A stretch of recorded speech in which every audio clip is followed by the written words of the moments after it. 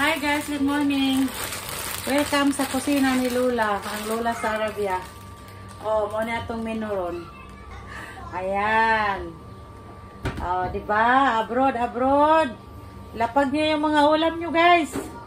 Sa amin ito, oh. Lucky Me. Yan, guys. Yan ang ulam namin. Abroad, guys. Abroad. Sabarin kami, guys. Pero ang ginagawa ko, guys, lalo na may mga bata, pinapakuluan ko muna yung Lucky Me. Tapos ito na siya. Ayan na siya, guys. Tinanggal ko yung sabaw, yung unang sabaw. Tapos nagluto ako ng upo, nagpainit ulit ako ng tubig. Nilagyan ko ng sibuyas. At saka, ayan. Upo yan, guys. Balansyong na, guys. Balansyong. O, ayan, o. Tapos may sibuyas.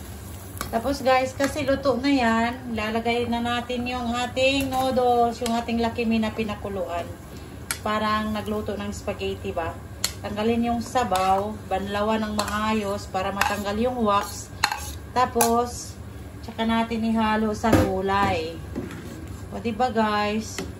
Wala akong wala akong may halo na mga dahon-dahon. Maganda ito, masarap kung may dahon-dahon siya.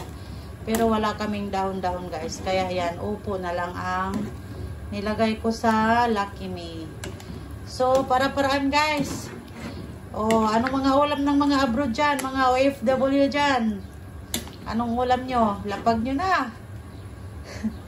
Ayan. So, luto na ang ating Lucky Me with upo.